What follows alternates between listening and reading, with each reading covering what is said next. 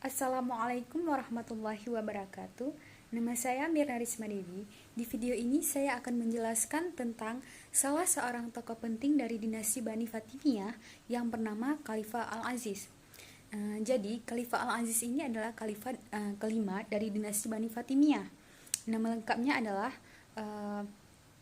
Al-Aziz Nizar Abu Mansur. Ia lahir pada tanggal 10 Mei 955 Masehi dan meninggal pada tanggal 14 Oktober 996 Masehi. Khalifah Al-Aziz ini menggantikan ayahnya untuk menjadi khalifah. Khalifah Al-Aziz ini pun dibaiat oleh pendukungnya untuk menjadi khalifah selanjutnya setelah ayahnya meninggal.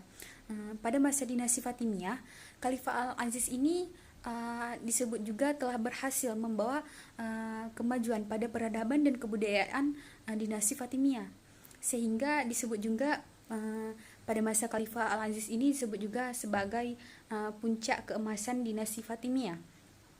Adapun keberhasilan yang dilakukan Khalifah Al-Aziz, yang pertama adalah di bidang ilmu pengetahuan.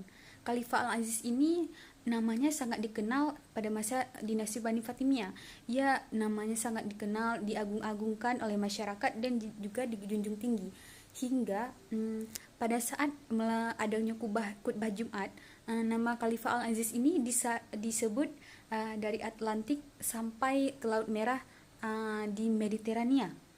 Jadi Khalifah Al-Aziz ini dalam ilmu pengetahuan, rasa kecintaannya kepada ilmu pengetahuan sangat tinggi, sehingga ilmu pengetahuan pada masa itu sangat berkembang pesat. Yang kedua adalah kondisi hubungan khalifah dengan masyarakat. Jadi Khalifah Al-Aziz ini tidak mengasingkan masyarakat non-muslim pada saat itu. Akan tetapi Khalifah Al-Aziz ini malah memperlakukan dengan adil orang-orang non-muslim pada saat itu. Yang kedua adalah hubungan kondisi masyarakat. Pada saat itu, pada saat adanya dinasti Bani Fatimiyah yang beraliran Syiah, ada juga orang-orang yang masih beraliran Sunni. Jadi orang-orang yang beraliran Sunni masih diberi kesempatan untuk bergabung ke dalam pemerintahan dinasti Bani Fatimiyah. Akan tetapi dengan syarat memenuhi peraturan-peraturan yang telah dibuat di sana dan tidak boleh melanggar peraturan-peraturan tersebut. Yang ketiga adalah hubungan masyarakat dengan masyarakat. Jadi pada saat itu, selain orang Sunni yang menghormati orang Syiah dan orang Syiah yang menghormati orang Sunni, orang Syiah dan orang Sunni juga menghormati orang non-muslim yang ada pada saat itu. Itulah yang membuat masyarakat menjadi sejahtera. Dan yang selanjutnya, di samping itu dinasti Fatimiyah juga menerapkan kemajuan di dalam bidang politik dan pemerintahan. Contohnya saja membangun atau membentuk dewan-dewan seperti Dewan Majelis, Dewan Nizar, Dewan Tarikh, dan yang lainnya dalam untuk yang kedua adalah di bidang politik dan pemerintahan. Jadi pada masa dinasti Bani Fatimiyah ini, khalifah atau pemerintahan dinasti Bani Fatimiyah ini mendirikan dewan-dewan seperti Dewan Majelis, Dewan Badri, Dewan Nazar, Dewan Kharaj, dan yang lain-lainnya untuk mengatur pemerintahan pada saat itu. Bentuk-bentuk pemerintahan yang dibentuk oleh dinasti Bani Fatimiyah ini dianggap sebagai pola baru dalam masa pemerintahan Mesir. Yang selanjutnya adalah pemikiran dan filsafat.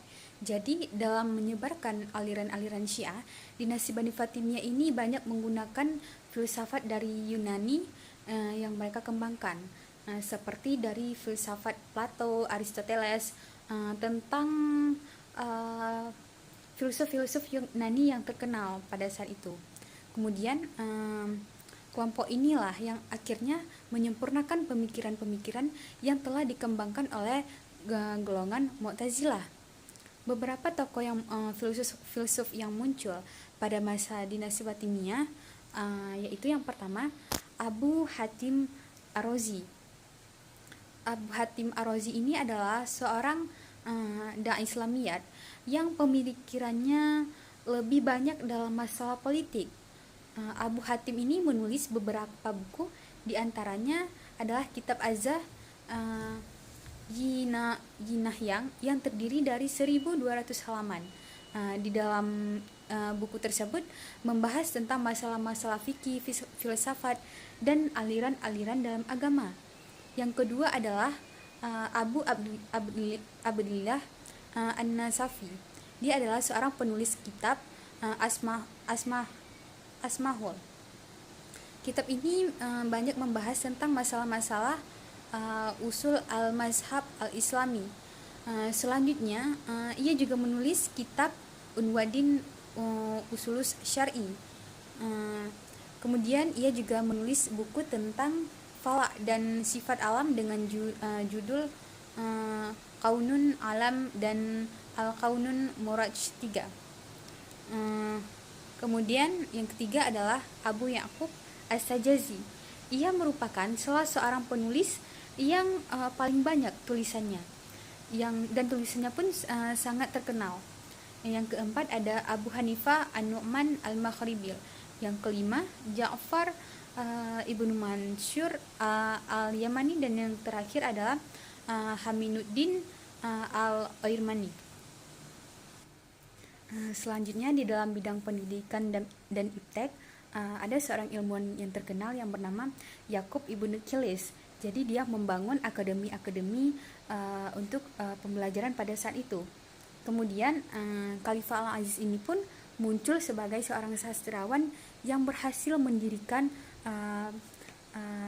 pusat belajar Al-Azhar Kairo yang sekarang diberi nama dengan Masjid Al-Azhar Kairo ataupun Universitas Al-Azhar di Kairo, Mesir. Selanjutnya di dalam bidang ekonomi dan militer, dinasti Fatimiyah ini membangun hubungan perdagangan dengan orang-orang dari India dan Mediterania. Jadi mereka memanfaatkan hubungan perdagangan ini untuk membangun fasilitas umum seperti masjid, jembatan, perpustakaan, pasar, tempat pendidikan, dan hal yang lainnya. Kemudian di dalam pasar ini mereka juga membuat berbagai macam produk yang bisa terkenal di seluruh penjuru dunia. Dan yang terakhir adalah tentang pemahaman agama.